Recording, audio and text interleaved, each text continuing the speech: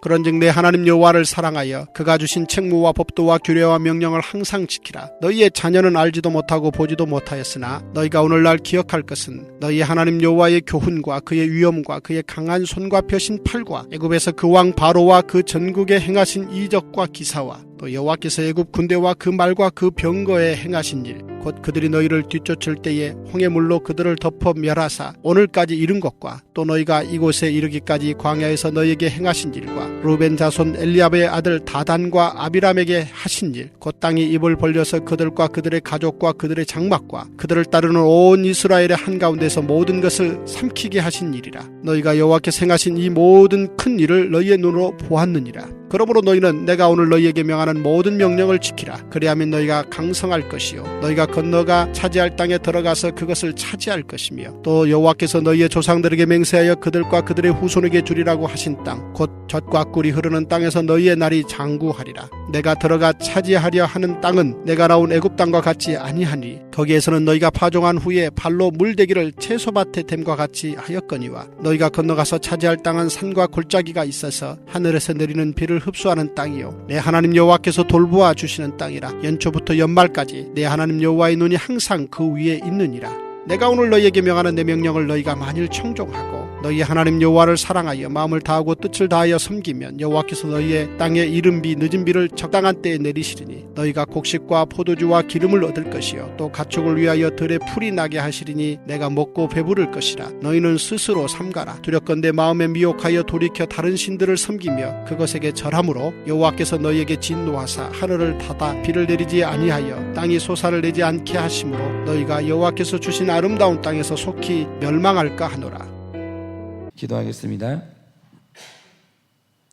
하나님께서 우리들을 부르사 하나님 우리를 다 영적인 가나안 땅에 부르시고 하나님 그 땅에서 정말 하나님을 아버지 앞에 온전히 그 말씀에 청종하게 하사 청종하는 자에게는 하나님 아버지께서 늘 복을 주시고 또 청종하지 아니하는 자에게는 구원을 위하여서 연단을 주시는 그 하나님의 뜻을 오늘도 우리가 듣게 됩니다. 하나님 아버지 그렇습니다. 오늘도 우리는 그 땅에 들어왔기에 하나님과의 관계가 틀어지면 살 수가 없습니다. 오직 하나님과의 관계가 견고하여만 하나님 우리의 마음이 평탄하고 우리의 마음이 평안하며 온전히 우리의 삶 가운데 주님이 주시는 은혜로 말미암아 살 수 있사오니 주님 오늘도 주님과의 관계를 위하여서 오늘 우리는 이 자리에 나와 예배하고 또 말씀을 듣습니다. 하나님 아버지 오늘도 우리의 삶 가운데 가장 중요한 것은 내 하나님 아버지를 사랑하는 것입니다. 그 다음이 이웃인 것입니다. 하나님 오늘도 가장 중요한 주님과의 관계를 위해서 오늘도 말씀을 듣고자 하오니 이 말씀 가운데 주님과의 관계를 회복하는 중요한 말씀을 듣게 하여 주시고 우리의 삶이 날마다 주님과 화목할 수 있도록 그래서 우리의 삶이 평탄할 수 있도록 주님 주시는 복을 마음껏 받아 누리도록 주님 오늘도 이 예배 가운데 함께 하여 주시옵소서. 믿사오며 살아계신 예수님 이름 받들어 기도드립니다. 아멘. 네, 오늘 그 본문에서 우리 성도님들이 보셔야 될 굉장히 중요한 흐름이 하나 있습니다. 그게 뭐냐면 1절부터 7절까지는 하나님께서 광야 1세대에게 하셨던 일들이에요. 그런데 8절부터 17절까지는 하나님께서 가나안 땅에 들어갈 광야 2세대에게 하실 일에 대한 약속이에요. 그런데 자세히 보면 성경을 보면 1세대에게 주셨던 은혜와 2세대에게 주시는 하나님의 은혜가 뭔가 다르다는 사실을 느끼셔야 돼요. 자, 1절부터 7절까지 하나님이 광야 1세대에게 주셨던 은혜 그리고 하나님이 광야 1세대에게 하셨던 일의 방식 여러분 그게 뭡니까? 한마디로 그게 뭐냐면 기적이에요. 여러분 이스라엘이 애굽에 종되었을 때 어떻게 출애굽할 수 있었습니까? 여러분 그들이 혁명을 일으켰습니까? 무장봉기했습니까? 전부 아니고요. 이스라엘 민족은 정말 가만히 있었는데 10가지 재앙이라는 기적이 일어났어요. 그리고 탈출했는데 이번에는 앞에서 홍해바다가 가로막고 있고 뒤에서는 애굽 병거가 쫓아오고 있었어요. 그래서 어떤 일이 일어났죠? 바다가 갈라지고 애국 군대는 수장되는 기적이 일어났어요. 여러분 이스라엘은 이 위기를 탈출하기 위해서 땀 한 방울 흘린 적이 없었고 피 한 방울 흘린 적이 없습니다. 그래서 오늘 말씀에 기록되어 있지는 않지만 광야에서 백성에게 먹을 것이 없었어요. 그런데 문제는 이들이 유목민이라 목축을 하거나 농사를 할 수 없었어요. 그러면 이들이 어떻게 먹고 마셨습니까? 하늘에서 먹을 것이 떨어지는 기적이 일어났어요. 그 기적이 실제로 일어났습니다. 그러니까 광야 1세대에게 일어났던 일이 뭐냐? 늘 기적이 일어났어요. 그런데 8절부터 보면 광야 2세대가 가나안 땅에 들어가게 됩니다.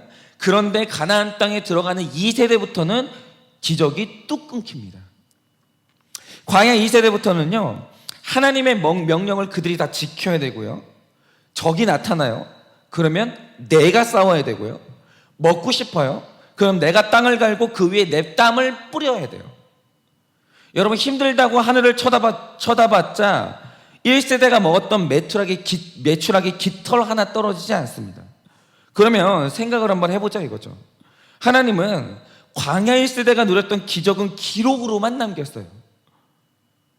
그리고 2세대부터는 기적을 끊으셨어요. 그러면 왜 기적을 끊으셨을까? 만약 2세대 역시 기적을 봤다면 하나님을 믿기 더 쉬웠을 텐데 왜 하나님은 기적을 끊어버렸을까?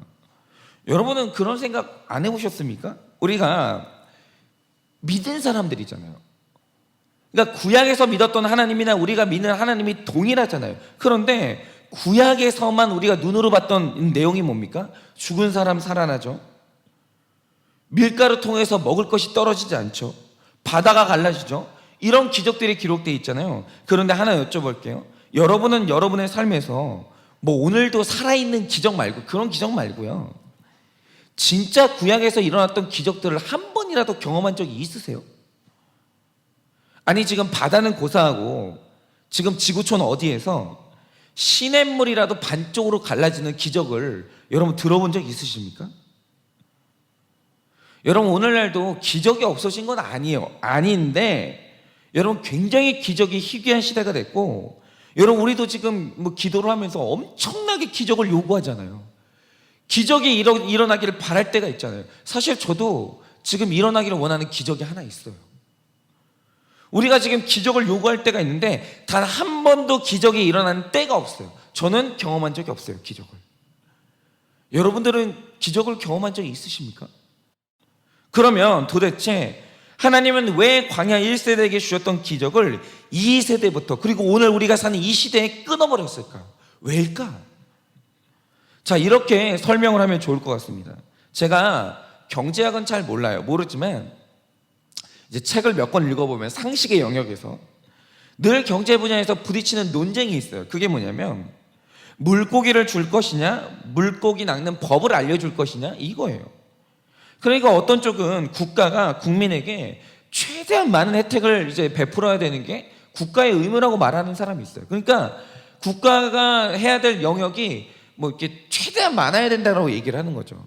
그런데 한쪽은 고기를 주는 게 아니라 고기 낚는 법을 배우게 학교를 지어준다든가, 뭐 강을 깨끗하게 관리한다든가, 이런 식으로 국가는 개인의 삶에 아주 최소한으로 개입해야 된다고 말하는 쪽이 있어요. 여러분은 어느 쪽이 맞는 것 같으세요? 그런데 한 번은 이 제프리 삭스라는 빈곤의 종말이라는 책을 쓴 경제학의 대가가 있는데 그분이 아주 중요한 개념 하나를 이야기했어요. 그게 뭐냐면 빈곤하다고 해서, 사람들이 가난하다고 해서 당장 그 어려움을 해결한다고 있는 대로 퍼주는 게 옳은 거는 아니라는 거예요. 그게 맞다는 거예요.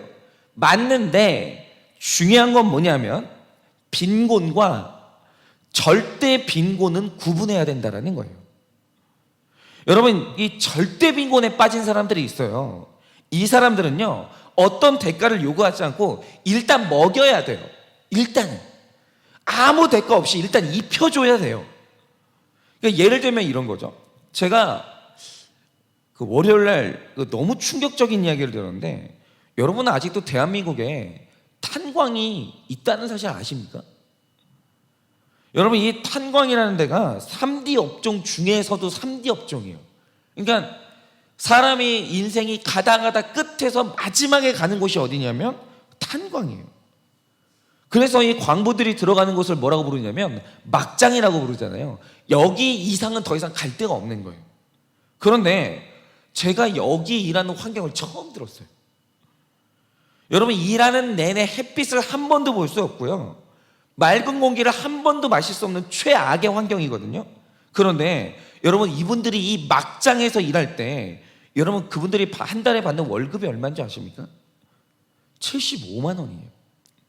그러면 75만 원을 막장에서 한 달 내내 일하고 75만 원을 받는데, 그러면 그 식구들이 어떻게 사는 줄 아십니까?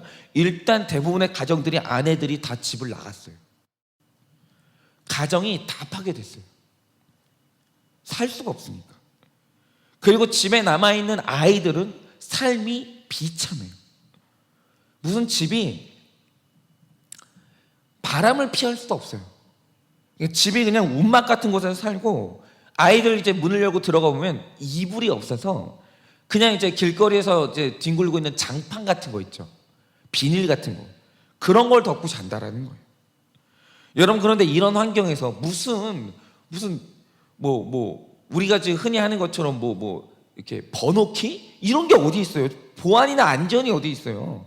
그 동네 아이들은 그냥 언제든지 성범죄에 다 노출이 돼 있어요. 그러니까 이 아이들 삶에 희망이 없는 거예요. 그래서 제가 제일 충격받았던 건 뭐냐면, 여러분, 지금 이 현재 광부들의 소원이 뭔지 아십니까? 이들이 탄광에서 일하다가 석탄가루를 잘못 마시면 고칠 수 없는 폐병에 걸려요. 그거 고칠 수가 없습니다. 그런데 만약에 그 폐병에 걸리면 나라에서 약 200만 원 정도 되는 보상금이 나오는데, 매달마다 이분들 소원이 뭐냐면 빨리 그 폐병에 걸리는 거예요. 그래서 그 탄광에서 일하면서 최대한 숨을 많이 들이신대요. 그 폐병에 빨리 걸려야 되니까. 왜냐면 그거 걸려야 내가 매달 200만 원씩 받아가지고 애들 먹일 수 있다라는 거예요. 그 폐병 걸리는 게 이분들 소원이에요. 여러분, 이게 뭔지 아십니까? 절대 빈곤이에요.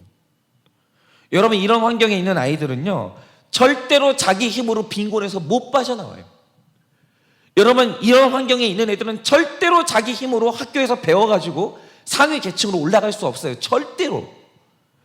일단 누군가 나타나서 먹여주고, 누군가 갑자기 나타나서 학교 보내주는 기적이 일어나지 않으면 절대로 빈곤에서 벗어날 수 없어요. 그래서 이 아이들의 삶에는 기적이 일어나야 돼요.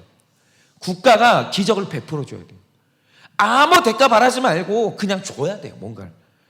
아니, 뭔가 이제 시작 마중물이 있어야 뭔가 해볼 거 아니에요. 그러니까 얘네들의 일생에는 기적이 일어나야 돼요. 바로 이겁니다. 여러분, 광야의 세대의 삶에 왜 하나님께서 기적을 베풀어 주셨냐? 그건 이들이 영적으로나 육적으로 완전히 절대 빈곤에 있었기 때문이에요.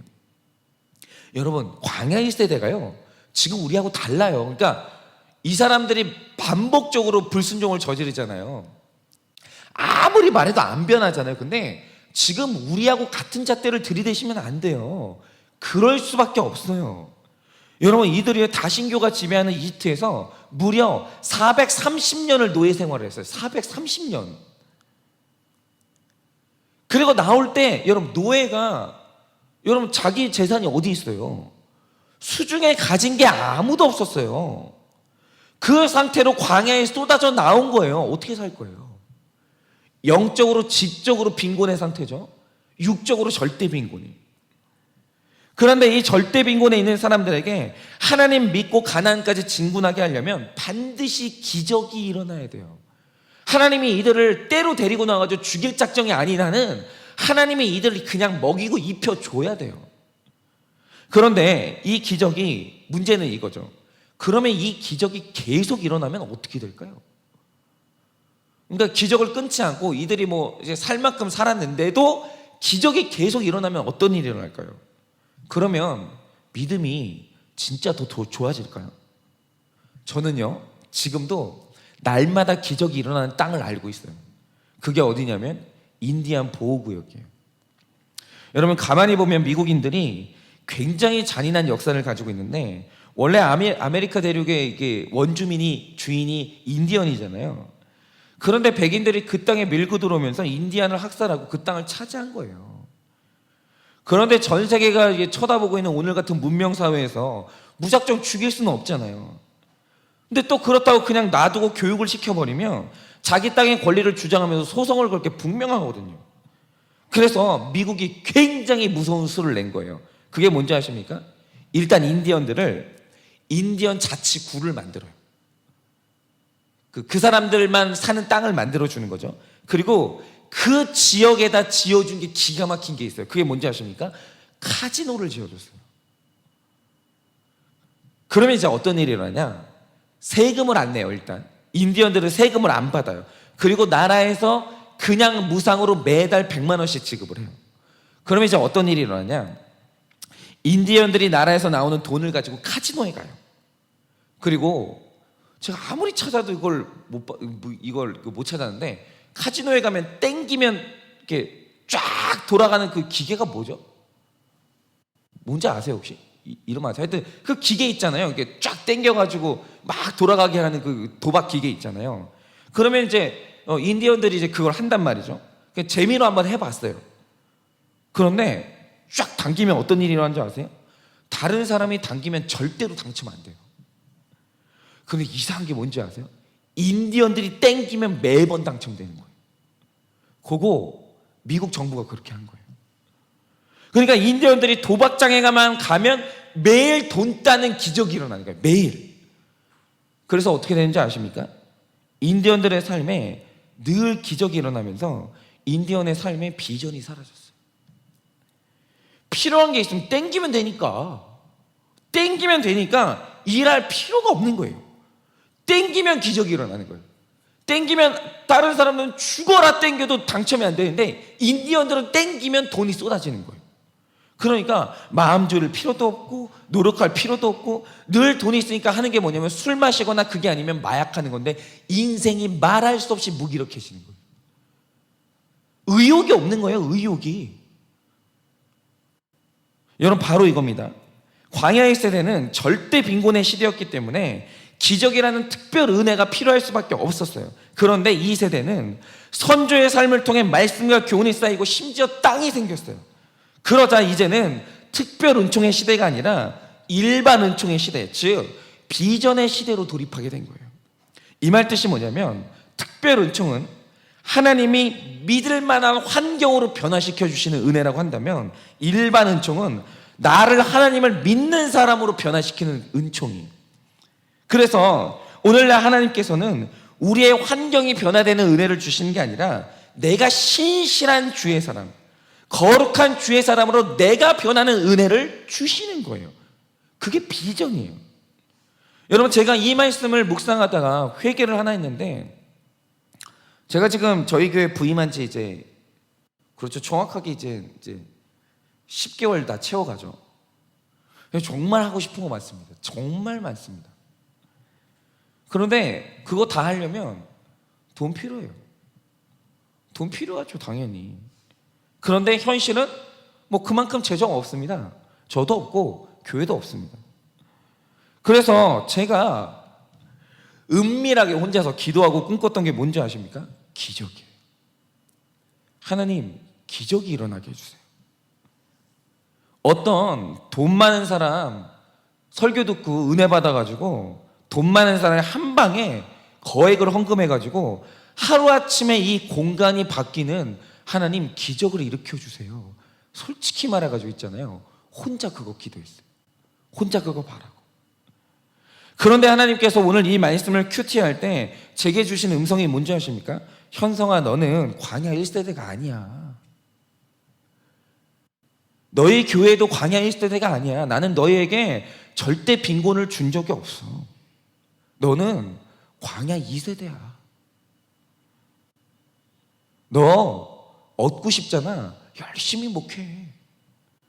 너 뭔가 얻고 싶잖아, 너에게 맡겨진 성도들 열심히 훈련시켜. 반드시 네가 일한 만큼 내가 줄게. 하나님이 저에게 이렇게 말씀을 하시는 거예요. 맞죠? 여러분, 자, 어떤 한 사람이 갑자기 부자가 나타났어요. 그 사람이 통크게 큰 돈을 써가지고 우리 교회 공간을 입 벌어지게 바꿔주는 기적이 일어났다고 하죠. 환경은 정말 멋있게 변했어요. 그런데 이 교회를 섬기는 우리가 변한 건 뭐죠? 그러면 그런 경우에 우리가 흘렸던 땀은 무슨 땀을 흘렸죠? 우리가 어떤 계획을 세웠고 우리가 어떤 기대를 했죠? 우리가 어떤 노력을 했죠? 우리가 한 일이 하나도 없어요. 기적은 일어날 수 있죠. 그런데 기적이 일어나면 우리가 변하는 역사는 일어나지 않는 거예요. 여러분, 환경이 바뀌는 기적이 일어날지 몰라도 우리가 바뀌는 비전은 절대로 일어나지 않는 거예요. 기적이 못하는 거 있어요. 기적은 환경을 바꿀 수 있어요. 그런데 구약시대 내내 기적이 입증한 게 있어요. 기적은 사람 못 바꿔요. 기적은 절대로 사람 못 바꿔요. 절대로. 그게 기적이 우리에게 입증한 한 가지 사실이에요. 여러분, 기적 때문에 이스라엘 백성이 변하지 않았어요. 고난 때문에 변했지 기적 때문에 변하지 않았어요. 여러분, 비전은 기적이 만들어내는 게 아니라 우리가 수고하고 우리가 희생하는 그 성실함을 통해서 비전이 생기는 거예요. 오늘 하나님께서는 우리에게 원하시는 것은 뭐냐면 비전을 주시는 거예요. 그래서 어제부터는 아예 기적에 대한 기도 혹은 기대 일체를 버리고 하나님께 바뀐 저의 기도가 뭐냐면 하나님, 기적 말고 비전을 달라고 기도하고 있습니다.